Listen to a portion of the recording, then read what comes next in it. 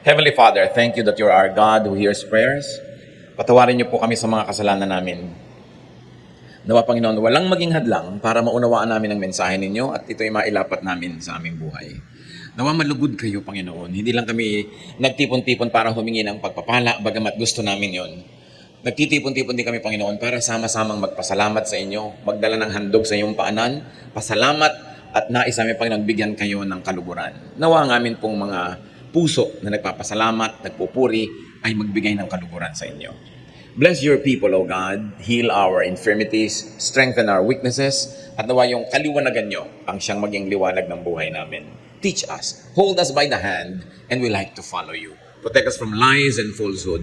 Protect us, O Lord, from all the negative forces that try to steal our happiness, our joy away from us. May you be the speaker. Use your servant only as your instrument. Speak to your people. Accomplish your agenda for us today, O God. Lift up your name, and may your people go home blessed by you. We praise you. We thank you, asking you to speak in the name of your Son, Jesus. Ano po ba ang napakarami mga concerns ng tao? What are some of people's grave concerns and fears? Most of these fears come from our basic needs. People have to exist. People have to live. We worry about our food, our drink. There's a grave fear of hunger and thirst, even to those people who have lots of money and savings. Iniisip natin kung minsan, baka marami tayong pera pero wala tayong mabili, baka ma-deplete yung resources ng planeta, baka magyera, baka may pumutok na bulkan, makatang mga supply, etc., etc. We worry about shelter. And many people have this fear of homelessness, though some of them have probably multiple homes. Maraming takot ang tao na may kinalaman sa kanyang pangangailangan, especially for protection and safety. People are afraid. Natatakot tayo sa kapwa-tao, natatakot tayo sa mga hayop, mga insekto, natatakot tayo sa kulog, sa kidlat, sa bagyo, sa baha, sa El Nino, sa La Nina, sa mga bulkang sumasabog, kung ano-ano pa. And of course, people fear death. And the fear of death is on top of many people's lists of grave concerns. Yun yung mga basic needs natin. Pero hindi lang naman yun ang need ng tao. People are also sometimes bothered by what you might call intermediate needs. The need for acceptance. Sometimes you have everything pero hindi ka sikat, hindi ka paborito, wala kang masyadong kakilala o kaibigan, at yun ay malaki ring problema ko minsan. We need affirmation. Dapat natin nadidinig, very good, you are welcome, ang ganda mo, ang ganda ng damit mo. Hindi tayo sapat na nasisiyahan na gusto natin ang itsura natin, kailangan gusto rin ng kapwa natin. We need affirmation. And we need comfort. Physical comfort, spiritual and emotional comfort. Because of these needs that sometimes go unmet, many people have trouble and people lack peace. Then there are the so-called higher needs. Aside from all that, people also need peace. Minsan nasa iyo na lahat, pero magulo yung kalooban mo, hindi ka tahimik, parang nababaliwala ang lahat. Parang kuminsan nasasayang ang mga accomplishment, ang mga naipon, ang mga kuminsan kasikatan pa, pag ang tao hindi matahimik, walang kapayapaan. Higher needs might also include our need for righteousness. Dapat nating laging maalala, dapat tayong makumbinsin na tayo'y tama, na natutuwa sa atin hindi lang mga tao, pati ang Diyos. Because we have such a thing as fear of evil. Fear of our own demons. Fear of results of wrongdoing. Kaya maraming mga tao sa kanilang guilt, sa kanilang hirap ng loob dahil sa mga maling ginawa na alam nila, hindi rin masaya sa buhay. Because we have fear of punishment for wrongdoing, and many people are also obsessed with fear of going to hell. Those kinds of fears. Higher needs also include the needs of our spiritual life and eternal life. Kailangan natin ng eternal bliss. Hindi tayo kontento na masaya dito sa buhay, kumpleto ang pangangailangan, kailangan masaya rin tayo at nakakatiyak ng pupuntahan ng ating espiritu, na tayo'y ligtas, na tayo'y babalik sa Diyos. People need assurances of heaven after this life. Paano ang lahat-lahat ng yan matutugunan? Ang dami. May physical need, may emotional need, merong spiritual need, merong social need. At kung i-grade pa yan ng mga sociologists and psychologists, meron siyang basic, may intermediate, at merong higher needs. What is God's answer to man's grave insecurity and depression? Kuminsan ang tao, ang ganda-ganda, pero may insecurity pa rin. Ang yaman-yaman, may insecurity. Kung minsan, sikat na, kulang pa rin sa kanya. Ano ang sagot ng Diyos? At isa sa mga sagot niya na nasa Biblia, Psalm 23, verses 1 to 6. The Lord is my shepherd. I shall not be in want. He makes me lie down in green pastures. He leads me beside quiet waters. He restores my soul. He guides me in paths of righteousness for his name's sake. Even though I walk through the valley of the shadow of death, I will fear no evil, for you are with me. Your rod and your staff, they comfort me. You prepare a table before me in the presence of my enemies. You anoint my head with oil. My cup overflows. Surely goodness and love will follow me all the days of my life, and I will dwell in the house of the Lord forever.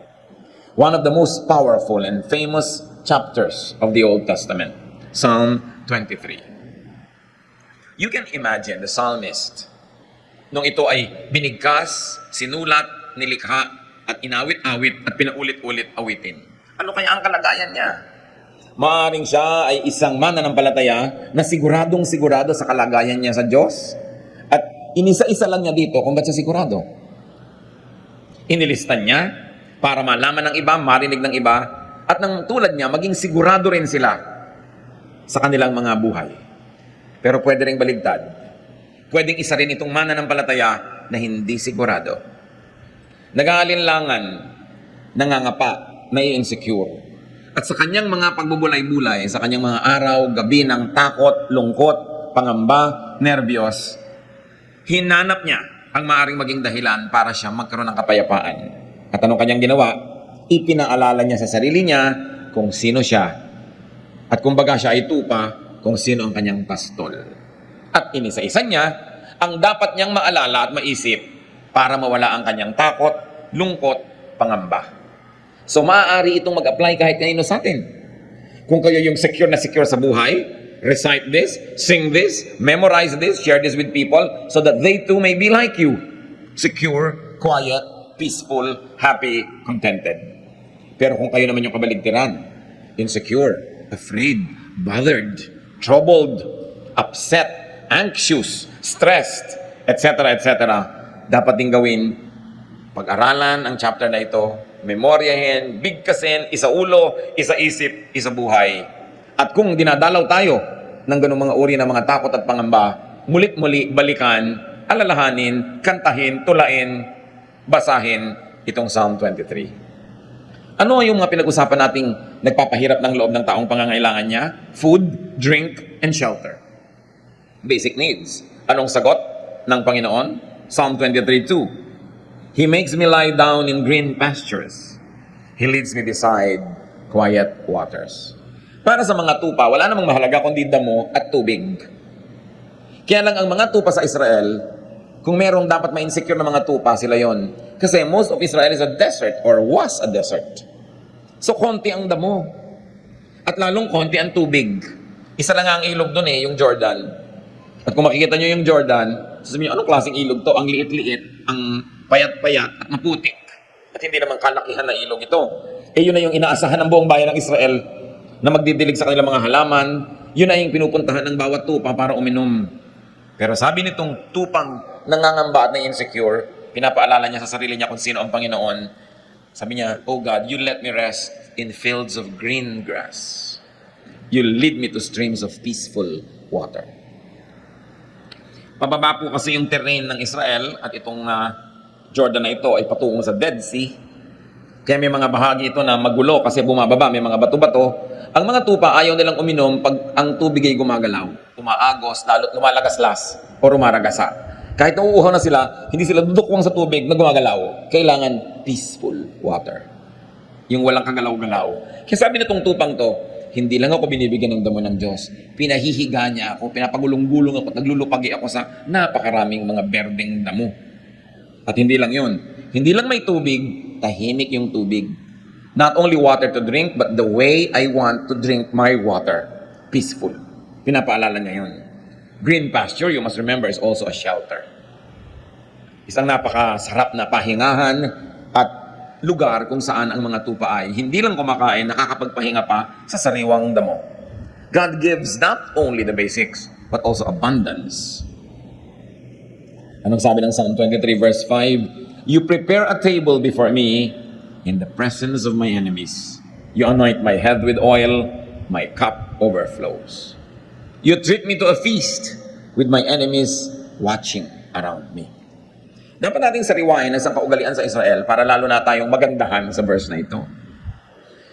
Ang mga desert dwellers, mga nakatira sa mga tent, pag may mga dumadaan at kanilang tinanggap sa kanilang tent at pinakain, sumalo sila doon sa tent.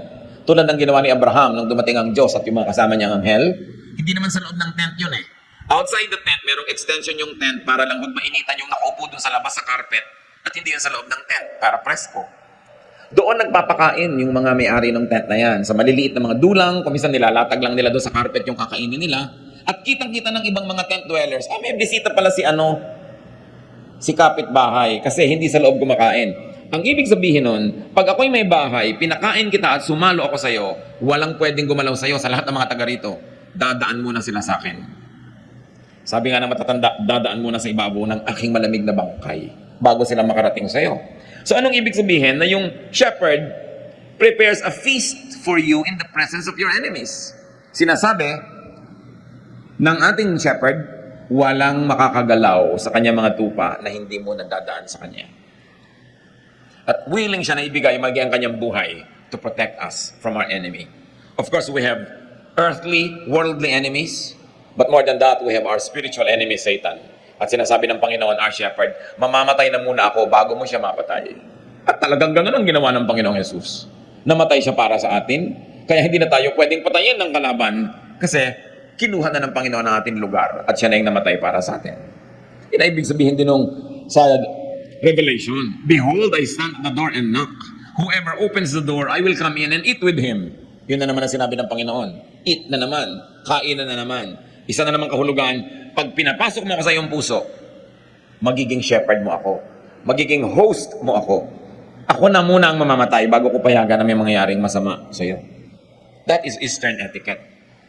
At kakambal pa ng etiquette na yan, yung you anoint my head with oil. Sa init ng disyerto, na halos ikabiyak ng utak at bungo ng mga tao sa init at bitak-bitak ng kanilang anit. Pag dumating ang isang bisita, kung pinapahalagahan ng host, binubusan niya ng konting langis dito sa ulo.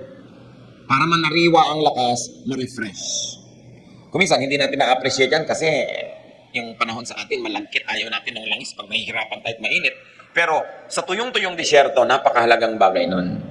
At sabi niya, you anoint my head with oil. My cup overflows. So bukod sa binibigyan mo ko ng dangal, dahil binibigyan mo ko ng anointing on my head, pag binigyan mo ko ng maiinom sa aking sasadlan, umaapaw.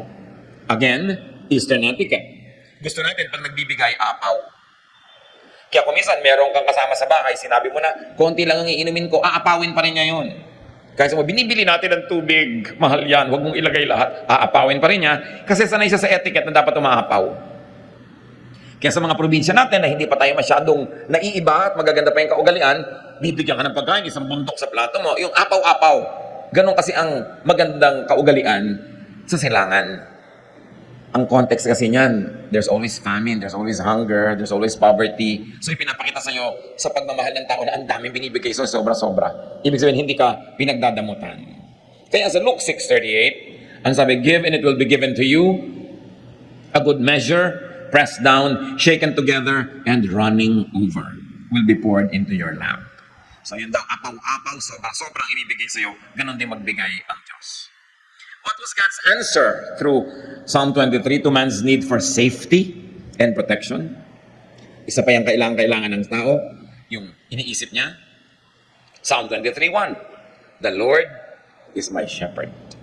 Ang ganda-ganda ng relasyon ng tupa at ng pastol.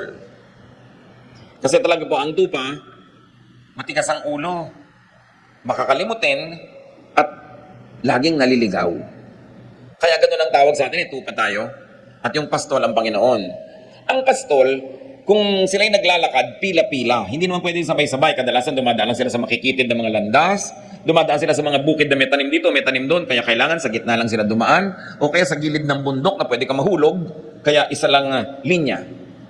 Either ang shepherd nando sa una, susunod sa kanya yung sumusunod, at yung kasunod, sumusunod.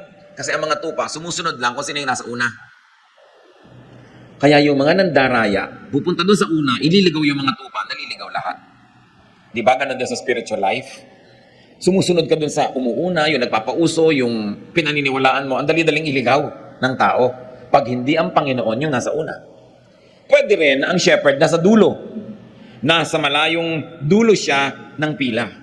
Kaya kung naglalakad sila, yung nangungunang pinagkakatiwalaan na tupa, yun ang mangunguna sa daan nila. Nasa dulo naman yung shepherd kasi baka may mga lions, may mga mababangis na hayop na gustong kainin yung nasa dulo. O baka yung mga nasa dulo, pag hindi nabantayan, maligaw, magkamali, wala nang makakaalam. So madalas nasa dulo yung shepherd. At pagka dumadaan sila halimbawa sa mga parang maisan o taniman ng trigo, yung mga tupa ko minsan, kumakagat-kagat doon sa mga prutas doon, kumakain kayo na hindi dapat, nakikiraan lang sila. Yung shepherd, may bato yan, babatuhin niya sa malayo, tatamaan naman si tupa. Maaalala nito pa, ay, oo nga pala, hindi ako dapat, pag merienda dito, hindi ito amin. Tutuloy na siya. At yung shepherd, di ba ang tungkod doon parang question mark? Kasi pag may lumiliko na tupa, hihilahin yung leeg, babalik ka, nahihila ka lang gano'n, sakit, pero babalik ka. Ganon din tayo. Pag naliligaw ng landas, hinihila ka ng Panginoon, masakit. Para sa, ay, pinapalo yata ako ng Diyos. Hindi ka pinapalo, hinihila ka lang ng kanyang, tungkod na nakaliko talaga yung dulo. Yun ang purpose noon. Ayaw mong masaktan, stay in line. No? Huwag kang lumiko sa kaliwa, sa kanan, diretso ka, at hindi ka mahihila ng ganon. So, ganon yung relasyon ng tupa. Eto pa, ang shepherd. Pag may sasalakay ng mga wild beasts na gustong kainin ng tupa, yan ang humaharap. Kaya yung tungkod niya, yung rod and staff niya, hindi lang niya pang disiplina yun sa tupa, panglaban naman niya yun sa mga leon, sa mga mababangis na hayop, para i-protect niya. And it is not unusual for a shepherd to die for his sheep. Yun yung relasyon. Ang shepherd, pagka gabi na at matutulog sila sa isang lugar, pag umagang-umaga na, aalis na sila, meron siyang sipol o kanta o huni, madidinig ng mga tupa niya yon, susunod na sila at lalabas. Bakit? Kasi po, pagka ang mga tupa ay nandun sa desert, hindi lang naman sila ang tupa sa balat ng lupa. Marami pang iba. Marami rin ibang shepherd. So sa gabi, inaabot sila ng gabi siyempre sa mga ilang na lugar. Saan sila matutulog? I have seen some of these structures in Africa na maaaring kamukha ng mga nandoon din sa Israel. Na merong mga matataas na mga tinik, yung mga matitinik na mga sanga, iniipon niya ng mga katutubo, ginagawang parang bakod. Bilog, meron lang gate. Yung mga baka o mga tupa na nanginginain kung saan-saan, paggabi doon sa may silong, para itong hotel ng mga hayop. Merong siga sa gitna, merong fire, kasi ayaw lumapit ng wild beast sa fire. At hindi sila agad-agad makakasalakay kasi may matataas na bakod nga ng mga siit-siit at mga tinik-tinik na inipon. Ngayon, ang mga tupa at mga pastol, nagkakasama-sama sa loob ng iisang ganong silungan or hotel. Nagbibigay sila ng konting bayad doon sa may-ari nun, pero paggabi, halo-halo sila doon. Yung matatalinong mga shepherd, umagang-umaga pa lang, madilim pa lang, aalis na siya at ang kanya mga tupa. Bakit? Kasi sa gabi humahamog o umuulan. Maaaring yung mga konting mga lupa na parang konting palanggana na yung porous, yung kanyang lupa, hindi bumababa agad ang tubig, maaaring sa gabi nakakatch ng konting ulan yon. At yung mga damo, konting ulan lang, tumutubo bigla. So ang gusto ng shepherd, pag umagang-umaga, silang mauna doon sa tubig. Kasi pag nag-inom na yung tupa niya, ubus na yon. Yung mga huling gumising, maubusan na. O kaya sila yung nakakain sa konting damo. So yung marunong na mga shepherd, madilim pa lang, diba, meron siyang sipol na signal sa kanyang mga tupa. Lahat ng tupa niya, kahit may kahalong ibang tupa doon na natulugan kung saan-saan, pag nadilig yung sipol niya, makikita yung anino niya, lumalabas na ng gate, susunod sila lahat dahan-dahan. Kaya dapat yung tupa, alam niya yung boses ng kanyang amo. At yun yung sinasabi ng Panginoon na, mag-ingat kayo, hindi lahat pastol. Some come to steal, to kill, to destroy. Kasi meron mga fake na shepherd, pinefake nila yung sipol o yung huni o yung tawag nung shepherd, at pag yung mga tupang iba, nalin lang niya, nagsunuran sa kanya sa palabas, putay sila. Huli sila at ibebenta sila para katayin. Kaya dapat yung tupa, kilala niya ang kanyang shepherd. Ma-appreciate natin lahat ang mga talinghaga ng Panginoon tungkol sa tupa at sa shepherd. Kasi ganoon din tayo mga kapatid. Pag hindi natin talaga kilala ang tinig ng Panginoon, nadadaya tayo ng maling tawag. Nadadaya tayo ni Satanas, nadadaya tayo ng ating emosyon, nadadaya tayo ng ating mga desires, ng ating greed, ng ating lust. And before we know it, we followed a wrong shepherd. At tayo napupunta sa matadero at tayo kinakatay, nasasaktan, pinapahirapan, pinapatay. Kaya napakahalaga unawain para appreciate natin yung the Lord is my shepherd. Yung Lord na namamatay para sa akin, yung Lord na ipagtatanggol ako, hindi ako dadayain, mamahalin ako, gumagawa ng paraan para ako pakainin, painumin, ipagtanggol, walang iba kundi ang Panginoon. At sabi sa Psalm 23 verse 3, He guides me in paths of righteousness for His name's sake. Or because of His name, because of who He is, He guides me. According to His name, according to the meaning of His name, which is shepherd, He guides me. Hindi niya ako lilitsyonin o kakainin. Hindi niya ako ipapahamak kasi ang pangalan niya, shepherd. At siya ang aking shepherd. Psalm 23 verse 4, Even though I walk through the valley of the shadow of death, I will fear no evil. For you are with me. Your rod and your staff, they comfort me. Yung pinag-uusapan natin tungkod niya. Ano pa ba ang hihigit sa kamatayan na nakakatakot? Wala na. I may walk through the valleys as dark as death, sabi noong tupa, but I won't be afraid. You are with me. And your shepherd's rod makes me feel safe.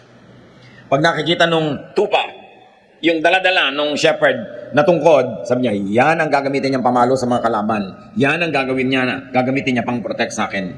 At kahit dumaan ako sa pinakamadidilim na mga libis, kahit dumaan ako sa hirap ng buhay na parang wala nang katapusan, kahit dumaan ako sa sakit na parang wala nang ginhawa, kahit masuot ako sa pagbuhol-buhol na problemang parang hindi na maaayos pa, sabi ko nun, hindi ako matatakot. Hindi yung problema ang titingnan ko, hindi yung leyon, hindi yung mabangis na hayop, hindi yung dilim ang titingnan ko, yung shepherd ko at yung hawak niyang tungkod. At pag yun ang tiningnan ko, mawawala ang aking takot. Because the shepherd is bigger than any beast. The shepherd is bigger than any problem. The shepherd is more brilliant than any darkness. Natatakot ka lang naman pag ang tinitigan mo yung dilim. Pag ang tinitigan mo yung mababangis na hayop. At katulad ni Pedro, nung tumitig sa mga alon at sa hangin, doon natakot, doon lumubog. Kaya pinipili mo ang iyong tititigan. Sasabihin mo, you are with me. What does it mean that the shepherd is with us? That He has compassion. You are with me. Kakampi kita. Hindi lang kita kasama, kakampi pa kita. At nakakapagbigay yon ng lakas ng loob. Sabi, your rod and your staff comfort me. Anong klaseng comfort? Pag nakikita ko yan, lumalakas ang loob ko kasi alam ko, yan ang sagisag ng iyong kapangyarihan. They give me a sense of security. At tungkol pa rin sa mga insecurities, sa pinag-usapan na natin, Psalm 23 verse 5, You prepare a table before me in the presence of my enemies. Walang makakagalaw sa akin. At hindi lang yon, ine-estima mo ako, pinapahalagahan, there is great acceptance here and affirmation. You anoint my head with oil, my cup overflows. So there's comfort, and there's honor, and there's dignity. Ibang klaseng shepherd ito. Ganun siya mag-alaga sa kanyang mga tupa. What else is God's answer to man's need for peace of mind? Diba, pinag-usapan din natin, kailangan natin yan. Verses 2 to 3, He makes me lie down in green pastures. He leads me beside quiet waters. He restores my soul. He guides me in paths of righteousness for His name's sake. Kailangan natin yan to restore, to be restored. Yung mga nervyos, humupa. Yung mga takot, mawala. Yung mga pangamba, maalis sa ating buhay. At tayo ay matahimik. At ito sinasagisag ng green pastures. It doesn't only feed, it also refreshes. It also empowers. Quiet waters. Pag nagbigay ang Panginoon, hindi lang tubig pero magulo nga, tahimik. And the Lord restores my soul. Emotional, spiritual rest. Just thinking of the Lord and remembering who He is already gives you the greatest therapy. What is God's answer to man's need for righteousness? Well, human beings, as we have said, need to be righteous. To feel righteous and to be treated as righteous. Psalm 23:3, He restores my soul. He guides me in paths of righteousness for His name's sake. So we become righteous because the Lord leads us. Yung nauuna siya, sumusunod tayo. O nauuna tayo pero nandun siya sa likod, binabantayan niya tayo, kinakawit niya tayo para bumalik. Pag nagkakamali tayo, nagiging righteous tayo by doing the right thing. But more than that, through the work of Jesus our shepherd, nagiging righteous tayo by faith. Dalawang paraan para maging matuwid, banal, malinis. One, magpakatuwid ka, magpakabanal ka, magpakalinis ka. Do it, accomplish it through hard work. Pwede yon. When all else fails, pag kinulang, charge to the cross. Because by believing in Jesus as your Savior and Lord, your belief makes you righteous. Yan ang tinatawag nating saved by faith. Righteous, made righteous by faith. At napakalinaw ng teaching ng New Testament dyan, mga kapatid. Pag nananalig ka kay Jesus, nagpaligtas ka kay Jesus, Panginoon at tagapagligtas mo siya, yun, biglang magiging righteous ka sa tingin ng langit. Kahit ang totoo, tad-tad ka ng kasalanan. Pero pinagsisihan mo, tinalikuran mo, nagpahugas ka sa dugo ni Jesus, righteous ang tingin sa'yo ng Diyos. Kasi hindi na yung kasalanan mong nakikita, yung dugo ni Jesus na ipinanghuhugas sa iyong kasalanan. So two ways to be righteous, by doing it or by receiving righteousness through faith. At ang tunay na mananampalataya, ina-apply pareho yon. You know that you are made righteous by faith, but you also do what you can up to your utmost. So you could be actually righteous by works, not only righteous by faith. Magkasama, magkakambal, ginagawa pareho. And because of that, the true believer remembers the blood of the Lamb, the shepherd that became the Lamb. Biruin niyo yung mga imagery na yan. Ang Panginoong Hesus na shepherd, siya yung naging lamb. Para yung mga lambs tulad natin, yung flock, huwag nang mamatay, siya yung namatay para sa atin. At pag naalala mo yon, He restores your soul. Pag sumusunod tayo sa katuruan ni Jesus, He guides us in righteousness. All because of what His name means. What is God's answer to man's need for eternal life? For assurance of heaven? Psalm 23 verse 4. Even though I walk through the valley of the shadow of death, I will fear no evil, for you are with me. Kahit dumaan ako sa kamatayan o sa mga halos ikamatay ko ng mga karanasan, alam ko, kasama kita. At kung loobin mo, Panginoon, na mabawian ako ng buhay, alam ko, sa isang saglit, sa isang kisap mata, I will be there with you in a much greater state of spirituality. Because I will no longer be confined to this physical body. Kaya ang sabi nitong flock na ito, I will fear no evil. The evil of death, the threat of death, the evil spirits that scare me with death, I will fear no evil. Why? Because you are with me. And because of all of this, Psalm 23 verse 6, surely goodness and love will follow me all the days of my life, and I will dwell in the house of the Lord forever.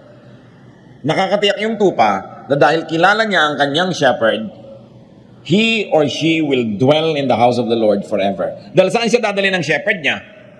Sa house of the Lord. Sa eternal life, in the presence of God, our Father, our Creator. Sabi niya, surely goodness will follow me. What goodness? Whose goodness? God's goodness. I may not always be good, but God's goodness will always be with me because He is my shepherd. And God's love, I may not always be loving, but God's love will prevail. God's stubborn love will keep loving me, even though there are moments when I become very unlovable. So I feel secure. At pwede rin basahin ito, mga kapatid, dahil secure ako, dahil ang Lord ang shepherd ko, dahil nakakatiyak ako, surely goodness, and love, my love, will follow me all the days of my life. In other words, I will not only be a recipient of God's love and goodness, but because of God's love and goodness to me, I will also be a dispenser and a giver and a channel of goodness and love to others. Bakit pa nga naman hindi magiging loving and good kung secure ka naman sa Panginoon? Bakit ka magiging madamot kung alam mo naman ang Panginoon ang nagbibigay sa iyo at kung ibinigay mo sa tamang paraan sa mas higit na nangangailangan, ano mong papalitan ng Panginoon? So, goodness and love will follow you everywhere you go. Because you know who you are. Alam mo na ang shepherd mo ang Panginoon, may hahanap ka niya ng tubig, may hahanap ka niya ng pagkain, may hahanap ka niya ng kanlungan, ipagtatanggol ka niya, magiging mas mabait ka ngayon. Kaya lang naman tayo kumisa nagiging mabangis kasi natatakot tayong maubusan. Pero kung wala na yung takot mong maubusan, mapagbigay ka na. Dapat. Kaya ka lang naman kumisan makasarili kasi akala mo wala na, baka magutom ka. Eh kung alam mong may shepherd ka, magsishare ka. Wala nang dahilan yung mga taong nananalig sa Panginoon, nakakatiyak ng buhay na walang hanggan, at nakakatanggap ng mga blessings sa buhay na ito, wala nang dahilan para ka maging maramot. Para hindi maging mapagbigay, mapagpatawad, kasi nakatanggap ka rin ng pagpapatawad ng Panginoon. Wala nang dahilan para maging masungit ka pa sa iba, samantalang puro kabaitan ng Diyos ang tinatanggap mo. Walang dahilan para hindi ka maging katulad ng iyong shepherd. Kaya sabi, surely, goodness and love will follow me all the days of my life. I will always receive goodness and love from God, and I will always give goodness and love to my fellow men. I will be a little shepherd to other people. Walang mas mataas sa pagtanaw ng utang na loob sa ating shepherd, kundi sa maging munting mga shepherd din tayo sa iba. Ang pinakamabisang pagpapasalamat sa Panginoon ay yung ibahagi din natin sa iba, yung tinatanggap natin sa Kanya. Napakainam na isipin yon, sapagkat may dahilan ka naman to be secure. And I will be in the house of the Lord forever. How do we receive God's answer to man's needs? Paano yun mangyayari? How do you receive God's solution to the problems? How do you receive God's blessings? Nasa verse 1 ang sikreto. Psalm 23 verse 1. The Lord is my shepherd. I shall not be in want. So you don't want these insecurities? Or you want them minimized, removed from your life? Or if you are not having these insecurities now, you don't want them ever? Make God your shepherd. Make God your leader, protector, and provider. Kuminsan kasi mali yung sinusundan natin. Mali yung Diyos natin. Mali yung ating shepherd. Kung kani-kanino tayo nakikinig, nagpapa-influensya, nervyos tuloy yung inaabot natin, insecurity, fear. Make God your shepherd. He will not be automatically be your shepherd. You've got to invite God. Sabi niya, I stand at the door and knock. Whoever opens the door, I will come in and eat with him. Para yung rule na if P, then Q. If the Lord is my shepherd, then I shall not be in want. When hungry or thirsty, in a physical, emotional, or spiritual way, when broken or afraid, when you walk through your valley of the shadow of death, when alone or lonely, when troubled or anxious or depressed, ask the Lord to be your shepherd. He is only a prayer away. Kung minsan malakas ang loob mong pumunta sa isang lugar, biglang nalaman mo na lang, na-trap ka na pala, isa na palang dark valley. Call on God. Ask Jesus to rescue you. Tulad ng ginawa ni Peter nung lumulubog na siya doon sa tubig. Dati naglalakad siya, pero lumubog. Sabi niya, Lord, save me. Kung kayo ngayon ay nasa isang valley ng buhay nyo, ask God to hold you by the hand, to be your shepherd, and to take you out of that mess. Because God promises to be there. Huwag kayong kakapit sa patalim. Sabi, nagigipit ako, kakapit ako sa patalim. Bakit ka kakapit sa patalim kung nandiyan ang kamay ng Panginoon at inaabot ka? Bakit ka magre-resort sa mga paraan na hindi maka-Diyos? Magulo, mahirap. Lalong lulubog ka at lalong sisikip ang mundo mo at lalong magkakabuhol-buhol ang problema mo. Pag nagigipit ka na, may problema ka na, it's high time to remember that the Lord is your shepherd. At hindi bagay sa mga tupa ng Diyos yung nagugutom, nauuhaw, nakakagat-kagat ng ibang mababangis na hayop. Kasi umaalis sila doon sa grupo. Kaya dapat stay together. Kaya ang gusto ng Panginoon, fellowship. Do not neglect the fellowship. Attend church, do Bible study, worship together, pray together. Kasi pag humihiwalay ka, naaakit ka ng mga mababangis na hayop na pag malayo ka na sa grupo, malayo ka na sa protection, nalimutan mo na kung sino ka, madali ka na nilang kainin. So ang dapat lang gawin, kung meron man sino sa atin na nalalagay dyan sa dark valley, magbalik loob. Bumalik sa Diyos. Tumawag. Dahil yan ang pinakamadaling tawagan sa lahat, ang ating shepherd. Hindi nagiging busy. Always ready, willing, and able. Ask the Lord to be your good shepherd. John 10:14-15, I am the good shepherd. I know my sheep, and they know me. Yun yung binabanggit ko sa inyo kanina. Intimate. Alam ng sheep yung boses ng shepherd niya. Just as the Father knows me, and I know the Father, and I lay down my life for the sheep. If the Son of God, the King of Kings, is your shepherd, bakit ka may insecure? Ba't ka na-nervousin? Hindi mo business na mag-provide talaga ng damo, yung shepherd mo ang naghahanap nun. Pero dapat ang business mo sumunod sa kanya dahil doon kanya dadalhin kung nasan yung damo. Dapat kang sumunod dahil dadalhin kanya kung saan merong quiet waters. At kung dumadaan ka sa isang deep, dark valley, lalong dapat kang sumunod sa Panginoon dahil tanging ang pagsunod sa Kanya ang pag-asa mong makaalis sa madilim at mapanganib na lugar. Pag magulo na ang buhay, huwag na mag-iisip ng solusyon na pampagulo pa. Sometimes may mga quick fixes. Merong mas madaling solusyon, pero madali lang yan ngayon. Bukas, may mabigat na bayad. Mabuti nang mahirapan ka ngayon sa tamang solusyon, pero bukas, palapit ka sa solusyon ng problema mo, hindi palayo. Kailangan, the Lord is our shepherd. So follow the shepherd. Follow Jesus. Spend time, fellowship with the Lord. Dapat na pinaprioritize natin yung ating quiet time, prayer time, Bible reading, our Bible study, worship, service. Alam niyo kung kailan niyo nakaka-fellowship si Jesus? When you serve. Because Jesus is a servant. Sa niya, I came to serve, not to be served. So when we are serving, when we are doing God's work, we are side by side with Jesus. Sabi niya, my food is to do the work of Him who sent me. One of the best ways to fellowship with Jesus is to do the work of Jesus. Because you will be in the same team. Be the Lord's flock, and He will be your loving shepherd. Kung ayaw mo magpa-shepherd sa Kanya, di Kanya pipilitin, but you pay a heavy price. Nasaan tayo ngayon mga kapatid na estado? Tayo ba flock na ni Jesus? Tinanggap na ba natin siya bilang Panginoon at tagapagligtas sa ating buhay? Kung hindi pa, huwag niyong sayangin ang sandali. Sa isang prayer na time team, personal, at pwede niyong gawin ngayon. Accept Jesus into your heart as your Savior and Lord. Imbitahan niyo siya na maging Panginoon at tagapagligtas. Ask to be forgiven of your sins. And then invite Jesus into your heart to be your King, your friend, your shepherd. Kung nagawa nyo na yan, mga kapatid, flock ka na ng Panginoon, nasan ka? Ikaw ba yung naliligaw ng konti ng landas? Kakain-kain niya sa gilid-gilid, lumalakad na yung grupo, naiwan ka na because you became busy with things that God did not want you to be busy with. Dapat, magising ka at bumalik ka sa grupo. Konting-konti na lang, sabi sa Bible, the devil prowls around like a roaring lion looking for someone to devour.